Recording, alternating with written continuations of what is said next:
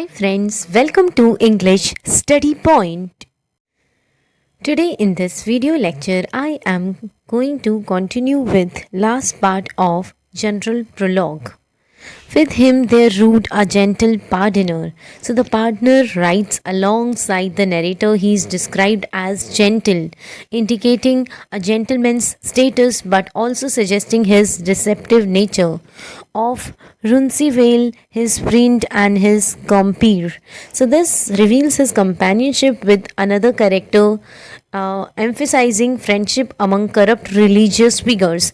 That trait was common from the court of Rome. So the partner has just arrived from Rome's court, highlighting his connection to the church authority and hinting at the legitimacy of his position despite his dubious nature. Full Lord he sung, come hider, love to me. His loud singing, possibly intended to attract attention and project charisma, reflects his personality as one that draws people in. This summoner bar to him a stiff burden. So the summoner accompanies him, playing a deep resonating sound, suggesting their partnership in corruption and manipulation. Was never trompe of half so great as soon. So here we see the sound indicating the enormity of their presence and the impact they have on society. This pardoner had hair as yellow as wax. So the pardoner's hair is compared to wax, a sign of unnaturalness or artifice, reflecting his morally bankrupt character. But smooth it hing as doth a strike of flax. His hair hangs smoothly, contributing to his delicate and superficial appearance. Flax hair suggests something that is soft yet pliable, possibly reflecting his character's duplicity. By ounces hinge his locks that he had. So this imagery shows his hair hanging in strands, enhancing the idea of him as a foppish character focused on appearances. And therewith he is shoulders overspread. So his shoulders are slightly covered with his hair, indicating vanity and fragility. But thine it lay by colpons and un. So colpons means strands, suggests that his hair is thin and sparse, again emphasizing his superficiality. But hood for Jollet were he known. So he wears no hood, which shows he lacks the modesty typically associated with clerical figures. His lack of a hood implies arrogance, for it was trussed up in his wallet. So the hood is tucked away in his wallet, indicating his materialism, a focus on wealth over spiritual or moral integrity. Him thought he ruled all of the new jet. So the pardoner believes he rides in style. Jet refers to a shiny black stone, indicating vanity and a preoccupation with outward appearance. And this chief, save his cap, he ruled all bare. This chief suggests his hair is unkempt while his head is bare except for a cap, reinforcing his haughtiness and lack of humility.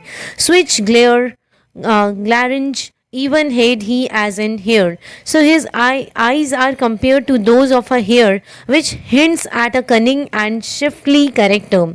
A vernicle had he sewed upon his cape. So a vernicle is a piece of fabric bearing a relic, which implies a fraudulent use of the holy to deceive others for profit. His wallet lay before him in his lap. This means that his wallet, full of pardons from the church, rests on his lap, symbolizing both his greed and the manipulation of faith for financial gain. Bread full of pardon coming from Rome all hood. So his wallet is filled with pardons from Rome, highlighting the commodification of forgiveness and grace in the church. A voice he had as small as hath a good. So his high-pitched voice likens him to a goat, depicting him as frivolous and foolish. No bird had he, nay never shall have. So the absence of a beard indicates not just youthfulness but could imply a lack of masculinity or authenticity, a sign of an immoral churchman. As smooth it was as it were late wise shave. So his skin is smooth like a recently shaved person, and which showcase his youth and his lack of true wisdom. I trow he were a gelding or a mare. So here we see his masculinity, suggesting he might be a castrated male or female, emphasizing his lack of virility and possibly morally ambiguous character, but of his craft fro Berwick into Weir. So the pardoner travels from Berwick to Weir, indicating he roams a significant distance as part of his profession. Nay was there switch another pardoner. He boasts that he is unique among pardoners, suggesting he is exceptional in some way. For in his mail he had a Pilway beer. So in his bag he carries a pillowcase which suggests both a physical item and a metaphorical way to attract attention, which that he said was Our Lady Veil. So he claims that this pillowcase is the veil of Our Lady, implying it holds miraculous power, enticing the faithful to give him money. He said he had a goblet of the sail. So he also claims to possess a piece of the sail that Saint Peter used, adding to his credibility as a religious figure and enhancing his manipulative practice that Saint Peter had when that he went. So this refers to the biblical story where Saint Peter walked on water, which could lend a divine credibility to his relic upon the sea till Jesus Christ him hint. So the phrase suggests that this relic has been sanctified by Christ and legitimizing his claims about it. He had a cross of latoon full of stones. So he possesses a cross made of brass filled with precious stones, which also serves as a fake relic to entice donations. And in a glass he had pig's bones. So he keeps pig bones in a glass, which could be seen as disrespectful and deceptive, as he presents it as something holy. But with this relics when that he found. So he effectively uses these relics in his schemes, indicating his deceitful character, a poor person dwelling upon land. So he seeks out a poor parish priest or common person, targeting those most vulnerable in faith. Upon a day he get him more money. So on one particular day he succeeds in collecting more money from this poor person than that the person get in months doing. So he earns more from deceiving the priest than the priest earns in 2 months of his honest work, and thus with feign flattery and japes. So he uses feign flattery and tricks to manipulate and exploit the person and the community. He made the person and the people his apes. So the pardoner reduces the parish priest and the people of to foolishness, likening them to apes because they mimic his behavior, showcasing his cunning, but trivially to tell in eight last. So the narrator admits that ultimately this is a true observation about the pardoner. He was in church a noble ecclesiastic. So despite his deception, he is described as a noble ecclesiastic, suggesting he has a position of respect within the church. Well, could he read a lesson or a stories? So he is well versed in reading lessons or stories from scripture, indicating his educational background and ability. But although best he sung and offertory. So his great skill lies in singing the offertory part of the mass, meant to encourage donations. For well he wished what the song was sung. So he knows that after the offertory he has a captive audience eager to contribute. He must preach and well affile his tongue. So after singing he must preach, tempering his rhetoric, means affilling his tongue to persuade and extract money from the congregation, to win silver as he full well could. So his main aim is to win silver, means money, and he is very adept at doing so. Therefore he sung the murmuriously and loud. So he sings cheerfully and loudly to attract attention and manipulate the emotions of his audience, showcasing his duplicitous nature.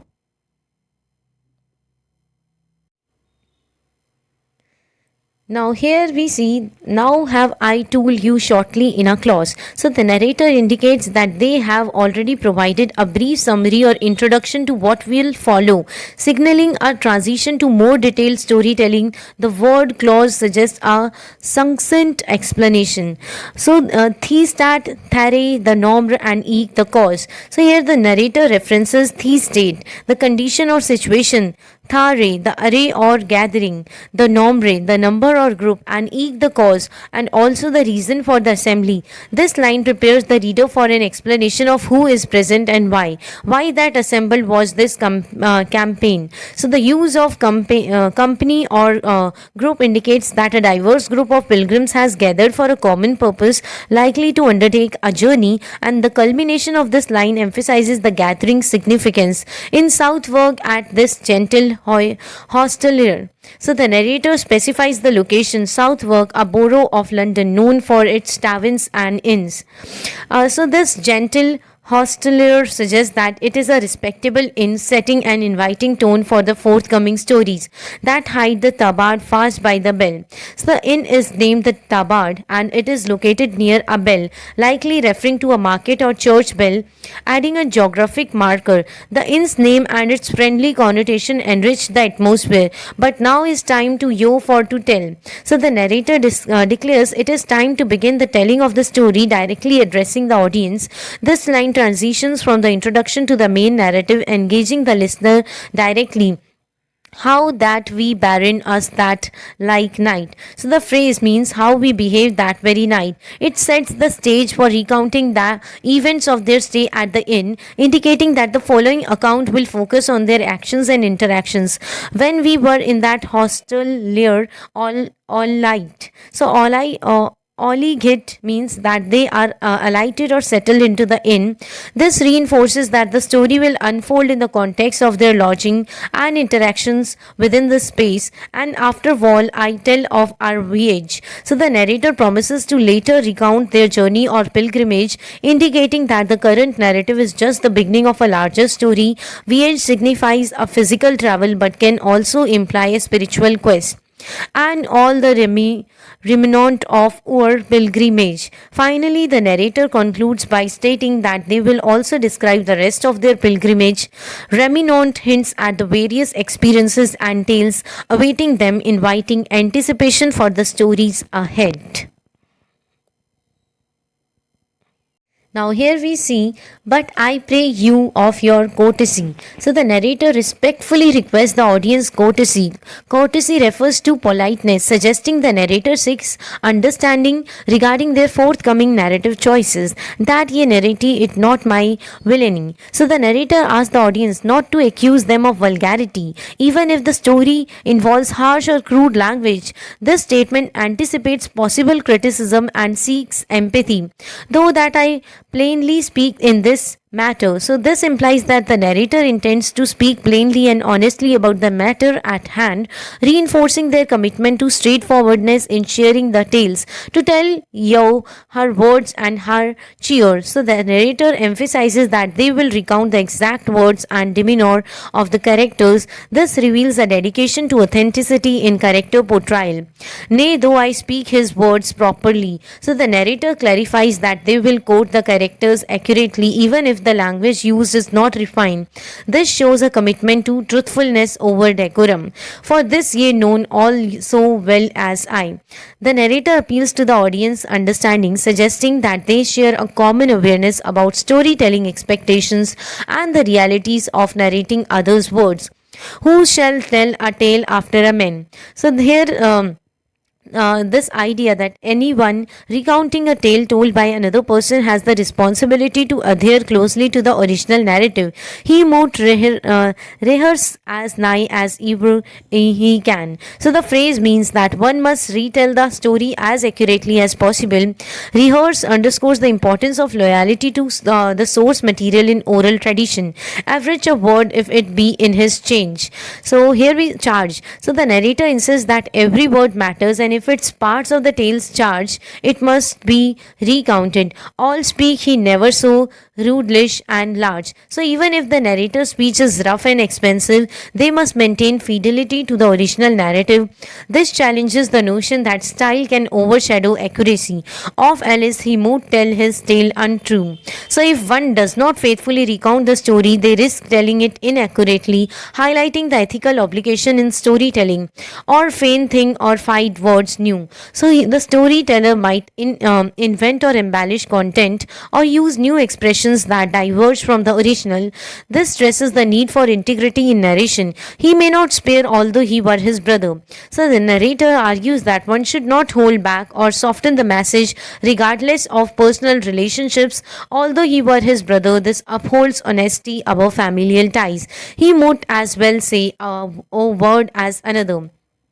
So, this suggests consistency in language. Each word should be treated equally, reinforcing the notion that every utterance has significance in storytelling. Christ spake himself full broad in Holy Writ. So, the narrator cites Christ, noting that even in Holy Scripture there is a straightforwardness that does not shy away from depth or severity. This underlines the moral power of truth in narration, and well ye would know villain is it. So, the narrator asserts that speaking plainly even about inappropriate subjects is not inherently vulgar. This emphasizes the idea that truth holds value regardless of how it is presented. Eke Plato seeth whose can him read. So by reinforcing Plato, the narrator invokes philosophical authority, indicating that those who understand literature or philosophy can appreciate the depth of discourse. The words mood be constant to the date. So here we see that this famous saying means that words should be closely related to the actions they describe, reinforcing the importance of authenticity and congruence in storytelling. What is said should reflect reality. Then here we see, also I pray you to forgive it me. So here the speaker is asking for forgiveness. The use of pray denotes a plea or request. The speaker acknowledges a mistake but is seeking the audience's understanding. All have I not set folk in her degree. So the phrase suggests that the speaker has not organized the people according to their social status or hierarchy. This means an informal or casual presentation of characters, possibly indicating a lack of respect for social norms. Here in this tale, as that they should stone. So the speaker refers to the narrative context, indicating that it is a story. They are suggesting that the characters do not stand in their traditional roles or positions, which can imply a breaking of social conventions. My wit is short, ye may well understand. So the speaker admits to a limitation in their understanding or intelligence. This self-deprecation shows humility and may also suggest that they are aware of their shortcomings in addressing social hierarchies. Great cheer made our host us every chon. So the great cheer translates to great hospitality or kindness. The host is being praised for providing warm and generous treatment to all the guests, indicating a communal experiences of kindness. And to the supper set he as Anon. So the host promptly led the group to supper, revealing the immediacy and importance of dining together. This indicates both a literal and social gathering, reinforcing a community bond, and served us with victual at the best. So the host served victual, meaning food or provisions, reflecting a high standard of quality. It emphasizes the wealth and generosity of the host, enhancing the experiences of the guests. Strong was the wine and well to drink us less. So the wine was strong, indicating it was of high quality and it was enjoyable to drink. This line conveys a sense of indulgence and rivalry, contributing to convivial atmosphere of the gathering. Here we see a seemly man or host was with ale. Seemly means handsome or well proportioned. The speaker indicates that host is a very appealing figure, suggesting he is suited for his role in leading the group. For to be a marshal in all hail. So here we see the host would be an excellent marshal or master of ceremonies in a hall. It implies he has leadership qualities and the capacity to manage gatherings, further enriching his character. A large man he was with Ein step. So the host is described as a large man both in physical stature and presence. Even Ein step refers to piercing or keen eyes, suggesting he possesses an observant and commanding demeanor. A fairer Burgess was the noon in Chape. So Burgess refers to a wealthy merchant or citizen, specifically someone of higher standing in a city. Chape is likely a reference to Cheapside, a prominent area in London. This signifies that the host is distinguished and well respected among his peers. Bold of his speech and wise and well yet taught. So the host is described as bold in speech, wise and well educated. This highlights his confidence and intelligence, making him not only a leader but also an engaging conversationalist. And of manhood him lacked right not. So manhood refers to manliness or bravery, and here we see that he lacks nothing in terms of courage and masculinity, portraying him as a strong and capable individual. Ik there too he was right a merry man. So ik means also and introduces another positive trait that the host is described as merry or cheerful. This conviviality contributes to the pleasant atmosphere of the gathering, and after supper plain he begin. So after supper the host begins to entertain. This suggests that social interaction and enjoyment are a key part of evenings activities and enhancing the group's bond and spark of mirth amongst other things. So he speak about mirth, which means merriment or joy among other topics. This reinforces the theme of socializing and the host's role in maintaining a jovial environment. When that we had mad our rakins. So the guests have settled their accounts or expenses, suggesting a transition from more serious matters to relaxation and enjoyment after a meal, and said thus, now Lordins truly. So the host addresses the group with Lordins, which is a term of respect for lords or gentlemen. He emphasizes his sincerity, establishing a connection with the group. Ye been to me right welcome heartily. So he reassures them that they are sincerely welcomed, using heartily to express his genuine pleasure in their company, enhancing the feeling of friendship. For my truth, if that I shall not lie. So the phrase by my truth suggests he is swearing by his truthfulness. He sets a tone of honesty which adds credibility to his next statement. I sow not this year, so my campaign. So he claims that he has not been such a merry company this year, further emphasizing the joy of the gathering at once in this Herby V as is now. So Herber V refers to an inn or lodging, and he notes that the current assembly feels uniquely lively, reinforcing the special nature of this gathering. Fain wald I do yo mit wist I how. So the host expresses his desire to provide entertainment and joy for the guests, conveying his eagerness to ensure their enjoyment. And of a myth I am right now by thought. So he states that he is currently thinking of a specific way to entertain them, indicating an active engagement in making the evening memorable. To do yo is and it shall cost not. So he promises to do something to please them and emphasizes that it will come at no cost, reflecting generosity and a desire to enhance the group's experience without burdening them financially. Ye goon to Canterbury, God yo speed. So the speaker addresses a group wishing them good fortune on their journey to Canterbury, a popular pilgrimage site in medieval England. The blissful martyr quite Yow, you are meet. So martyr refers to a martyr, specifically Saint Thomas Becket, who was martyred.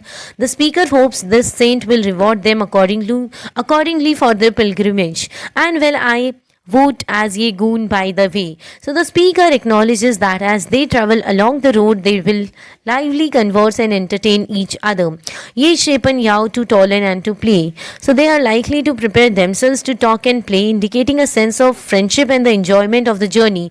For truly confront ye might is noon. So the speaker asserts that there is truly no comfort or joy in traveling quietly or being silent. To ride by the way, dome as a stone.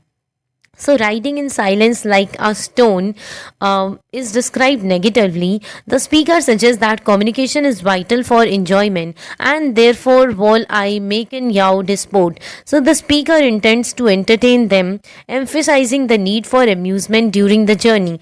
As I said erst, and dun yo som comfort. So the speaker reiterates that earlier intent to provide comfort and entertainment to the group.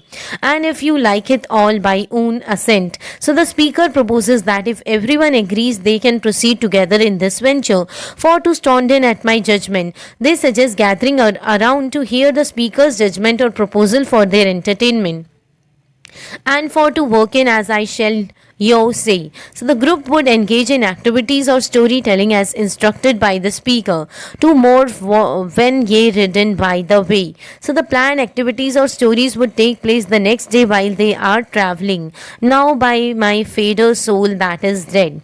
The speaker swears by the soul of their deceased father, expressing sincerity and seriousness in their statement.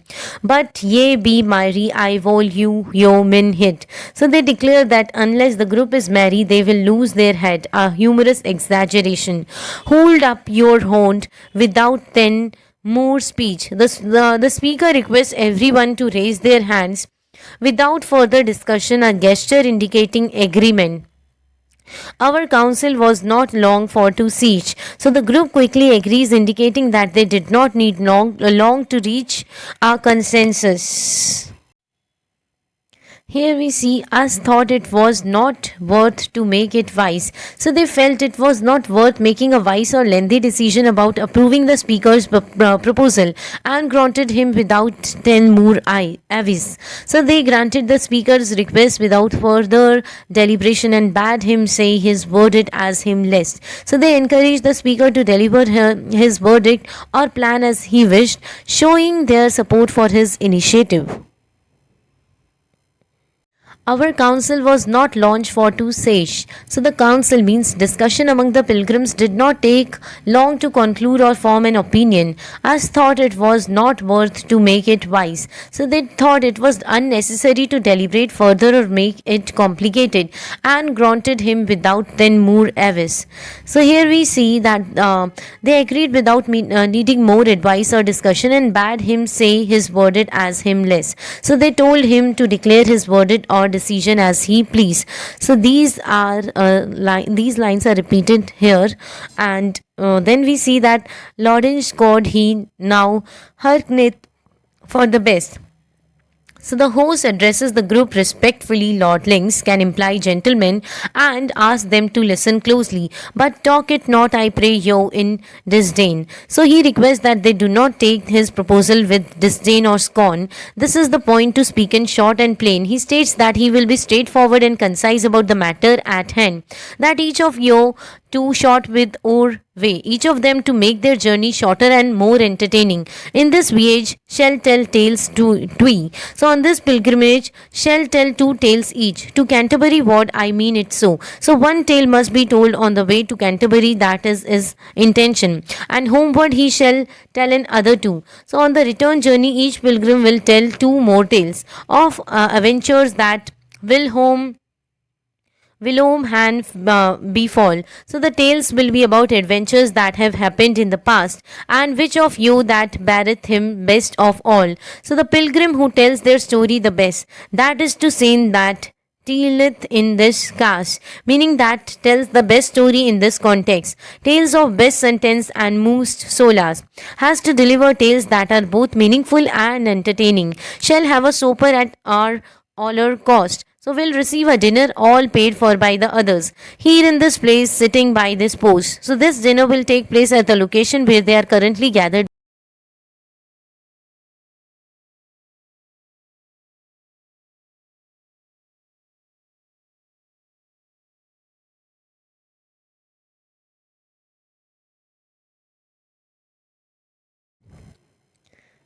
I will Miss Levin gladly with you ride. The host expresses his eagerness to ride along with them. Ride at mine own cost and be your guide. So he will do so at his own expense and serve as their guide, and whose whole my judgment with see. So anyone who wishes to dispute or reject his judgment shall pay all that we spend in by the way, shall pay for everything they spend on the journey. And if ye would solve that it be so. So the speaker is asking for confirmation or permission from the audience or a central figure to proceed with a particular plan or idea. Tell me anon without thin bodies more. So the speaker requests a quick response, urging them to answer immediately and without any further discussion or elaboration. And I will early shape me therefore. The speaker promises to prepare themselves accordingly, suggesting a sense of urgency and readiness to act on the agreed decision. Now here we see this thing was granted and others swore. This request is granted and the group expresses their commitment by swearing oath signifying loyalty and seriousness about their intentions. With full glad heart and prayed in him also the group agrees joyfully indicating enthusiasm. They also plead with the central figure to take on their proposed role, showing respect and desire for their leadership. That he would saw for to do so. So they politely ask the central figure, probably the host or leader, to kindly grant their request, emphasizing their deference and hope for affirmation, and that he would be our governor. So they wish for him to take on the role of the leader or governor, indicating a need for guidance and authority within their group, and of our tales judge and reporter. So the group wants him not just as a leader but also as a judge of their stories and their narrator. Reporter means narrator, implying that storytelling is a key aspect of the gathering, and seat a supper at a certain price. So they propose that he organize a supper at a fixed price, highlighting a communal element where they will gather to dine and share tales. And we've all ruled been at his device. So the group is willing to be governed by his judgment and decisions, demonstrating their trust in his authority and rules, in high and low, and thus by own assent. So they agree to uphold both serious and light-hearted stories, showcasing the variety in their storytelling. Their agreement signifies unanimous decision. We've been accorded to his judgment. They have collectively accepted to follow his judgment, showing their unity and eagerness to proceed with the arrangement. And thereupon the wine was fit anon. So following the agreement, wine is quickly fetched, suggesting a celebratory atmosphere where they commemorate their pact. Here we see we drunken and to rest went each on. The group drinks together perhaps as a toast to their new arrangement, and then they all go to rest, pointing to the conclusion of their gathering for the night without any longer tarringe. So they leave without further delay, highlighting their eagerness to conclude their discussions and commence their new adventure, storytelling or journey. Here we see Amorvi, what then day again for to spring. So Amorvi means on the morrow or the next morning. The day is beginning to dawn, signaling the start of a new adventure or journey. Uprus ur host and was ur aller cock. So ur host refers to the host who awakens to assume leadership. Cock suggests or symbolizes that he acts as the crowing rooster, symbolizing a call to action for the others. And Gatreed us together alone in a flock. So the host gathers everyone together as a flock, as a group, emphasizing community and unity among the travelers. And fourth, we ride in a little more than pass. So they begin their journey riding a little faster than a walk, indicating a sense of purpose and eagerness to get on with their adventure. Unto the watering of Saint Thomas. So they travel to the watering place of Saint Thomas, a reference to a specific location significant for its charm or perhaps symbolic of pilgrimage.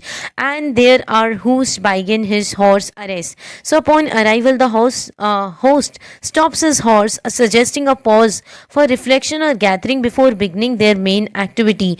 And said Lordinges, hearkeneth if yo less. So the host addresses the group with enthusiasm, urging them to listen if they are willing, showcasing his role as an organizer and authority figure. Ye vote you are forward and I it your record. So he reminds them of their agreement, asserting that he will keep track of their promises, indicating a need for rules and mutual respect. if even song and more song accord. So he refers to the agreement made at evening and morning, signifying a continuity of their pact and the importance of following through on their plans. Let's say now who shall tell the first tale. So the host proposes to determine who will tell the first story, establishing the tale telling structure that is central to their journey. As ever, mote I drink wine or ale. So he emphasizes his integrity as ever mote by invoking a promise that he is serious about rewarding or punishing based on the outcome, underscoring the accountability in their agreement. Whoso be rebel to my judgment, the host declares that anyone who disobeys his judgment or rebel will face consequences, emphasizing the necessity of following the established rule, shall pay for all that by the way is spent. So there we see that the disobedient traveler will cover the costs incurred by the group, linking financial implications to respecting leadership. Now draweth cut ere that we for twin. So the host prompts everyone to draw cuts to decide the order of storytelling before they stray further, depicting a sense of fair play. He which that hath the shortest shall begin. The traveler who draws the shortest lot will start the storytelling, introducing a random method to determine who speaks first, establishing fairness. Sire, knit code he, my master and my lord. So the host addresses the knight respectfully, acknowledging his nobility and perhaps leadership, setting the tone for the tale telling hierarchy. Now draweth cut for that is min accord. So he reiterates the requirement to draw cuts, affirming that this is the agreed method to decide the storytelling order. Cometh near code he, my lady prioress. So the host calls the prioress closer, indicating she might participate next, displaying his role in guiding interactions among the group. And ye sire clerk, let be your shamefastness. So he addresses the cleric and encourages him to cast aside any shyness, implying that this is a space where everyone should contribute freely. Nay, studied not lay on to every man. So the host urges everyone not to hesitate and to join in the participatory nature of storytelling, reinforcing that everyone should contribute. Now, anon to draw in every writ begin. So the word anon suggests that immediately or soon after everyone to as every wit, meaning every person begin to draw or participate likely in a storytelling contest, and shortly for to tell an as it was. So this line indicates that the speaker will now briefly recount events as they occurred, setting the stage for a narrative approach, were it by adventure or sort or cast. So the speaker muses whether the situation unfolded by chance, adventure, fate means sort, or accident. Accident means chaos. So showing a blend of destiny and randomness in storytelling. The sort is this, the cut fell to the knight. So the truth is that the lot cut fell to the knight. This signifies that the knight must now tell his tale consistent with the framework of the storytelling game, of which full blithe and glad was every wight. So everyone was very happy and joyful that the knight was selected, possibly because he is a respected character in their group, and till he mossed his tail as was reason. So it was reasonable that since the knight drew the short straw, he must tell his tale, reflecting the social expectation of participating in this narrative tradition by forward and by composition. So here we see agreement and organization of storytelling among participants, implying there were rules set for who tells stories. As ye hen heard what net that word is more. So the speaker suggests that the audience has already heard the rules and the context and questions the need for further explanation, emphasizing the shared understanding among the group. And when this good men saw that it was so. So here we see that the good men, the knight, recognized the situation and accepted his role to tell a story, showcasing his character as wise and compliant, as he that was and obedient. So the knight is described as wise and obedient, highlighting qualities that make him an ideal storyteller in the context of their game. To keep his forward by his free assent, so he chooses to keep the agreement willingly, which suggests his commitment to the social contract of storytelling that the group has established.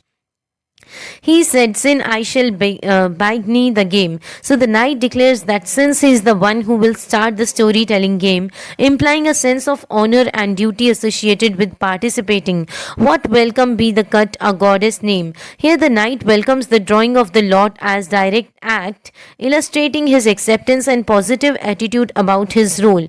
Now let us ride and hearkeneth what I see. So the knight invites the group to continue to their journey while paying attention to what he will say, signifying the transition to storytelling. And with that word, we ride in forth our way. So the group continues on their way, emphasizing movement and the progression of the story, a physical journey reflecting their narrative journey.